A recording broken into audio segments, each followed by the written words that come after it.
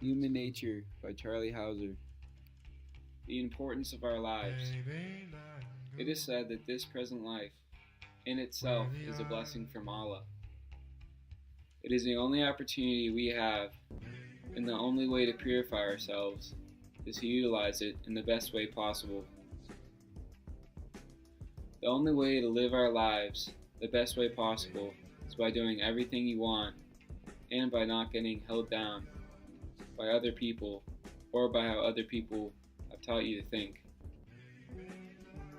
It is also necessary to have strong faith in God and to follow the 5 pillars of Islam. Every moment is extremely valuable, and if you haven't made any improvements in the span of a day, you have lost. The only opportunity for human beings to act and to improve themselves is in this life. After death, we can no longer contribute to the physical world. These acts that people can perform through their lives determines the rewards they will get. If you do good acts throughout your life, you will get rewarded during your life, but also after your life.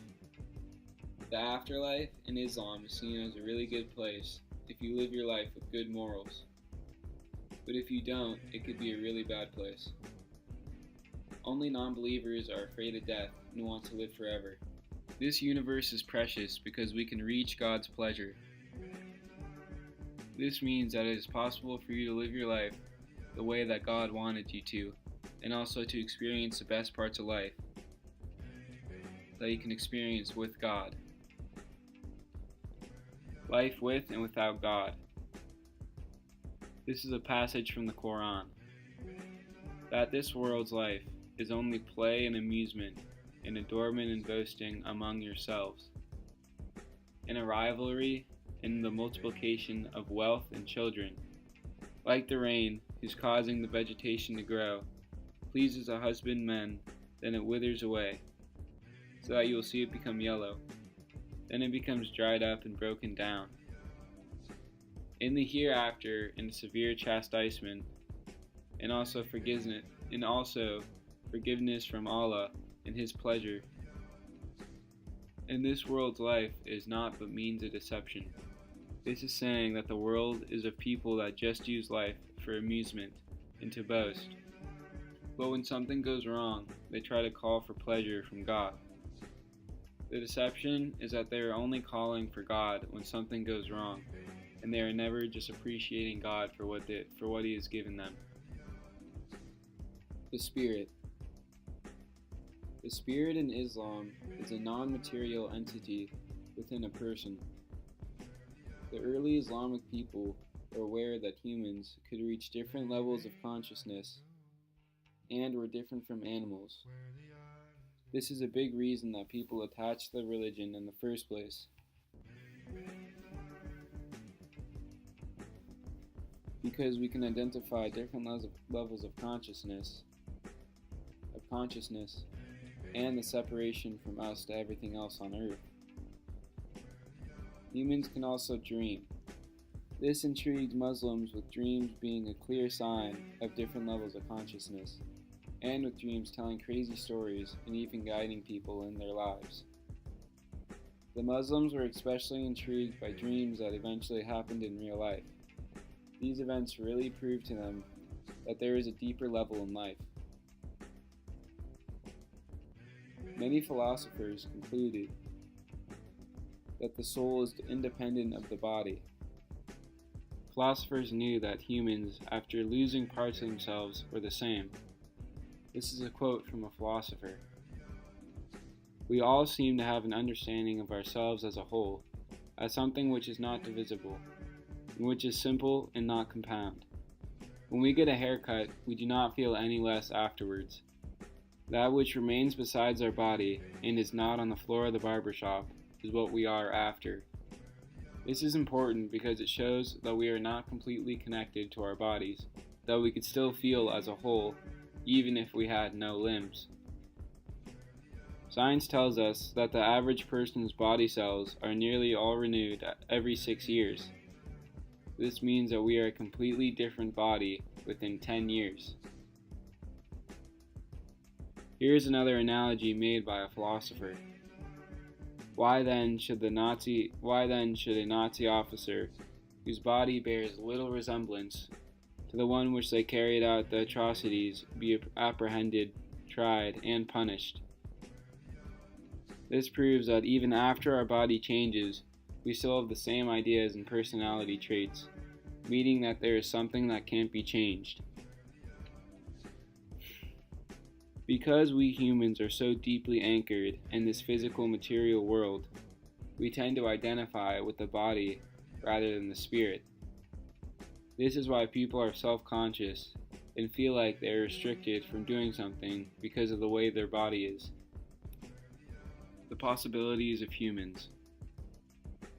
The Quran says that a human being can be the best and the most perfect creature. It also says that man can be very ignorant and unjust, but this could be fixed by strengthening your faith. Man can also be ungrateful to what they have been given. They can also have a lot of problems due to impatience. It is said that non-believers are also more greedy than believers and care more about materialistic things.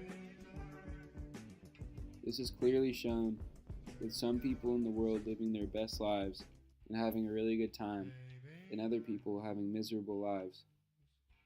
It is also stated in the Quran that a person can create a heaven-like life for themselves on earth, or they can create a hell-like life on earth.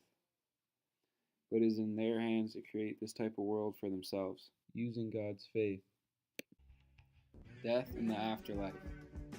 Death in the Islamic view is seen as a separation of the soul from the body. A person who has sinned bad and is a bad person is extracted from their body harshly, and a person of good morals is extracted easily. Munkar and Nakir are the two angels that come to get you once you die. They ask you a question about your faith, and if you answer it correctly, you will live in pleasure, and if you are not faithful, they will punish you. Barzakh is a period before afterlife and after you die. Resurrection later occurs. Sinning is an important part of the afterlife. The way to stop sinning is if we think constantly about the ugliness of the sins and their realities, we will not commit them anymore. The story of creation in Islamic mythology. Islamic mythology is a body of myths associated with Islam in the Quran. There are two main religious stories, the story of creation and then the story of the afterlife. Islam is a religion that is more concerned with social order and law rather than beliefs, because there are not too many beliefs in the religion. The only main beliefs in Islam is the story of Muhammad meeting with Gabriel and Muhammad making his journey to Jerusalem. Many stories and writings in the Quran were taken from the Bible, and even some Jewish writings. Most of these shared themes and stories are revolved around certain people. Story of creation. According to the Quran, the skies and earth were joined together as one unit of creation. They simultaneously came into their present shape after going through a phase when they were smoke-like. The process of creation then took 6 days, and the world looked like it does today. God then created the world and the cosmos. He made all the creatures that walk, swim, crawl, and fly on the face of the earth from water. He made the angels and the sun, moon, and the stars to dwell in the universe. He then poured down the rain in torrents and broke up the soil to bring forth corn and grapes and other vegetation, the olive and the palm, the fruit trees, and the grass. Traditionally, earth has been held to be inhabited by several other creatures, like the jinn, before God created humanity. God molded clay, earth, sand, and water into the model of a human. He breathed life and power into it, and it evolved into life. And this first human was called Adam. It is said that God placed Adam in a beautiful garden in paradise, telling him that he could eat whatever he wanted except a forbidden fruit on a tree. Satan then tempted Adam to disobey God and eat the fruit. When Adam had disobeyed God, God cast Adam out of paradise. Muslim scholars are divided whether the paradise that Adam was in was on earth or is in heaven.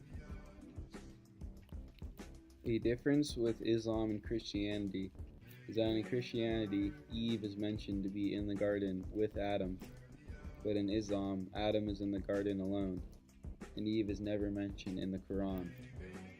This is important for human nature because it shows how humans have two leading forces. We could follow God in the right path and live a good life, or we could be deceived by Satan and live a miserable life.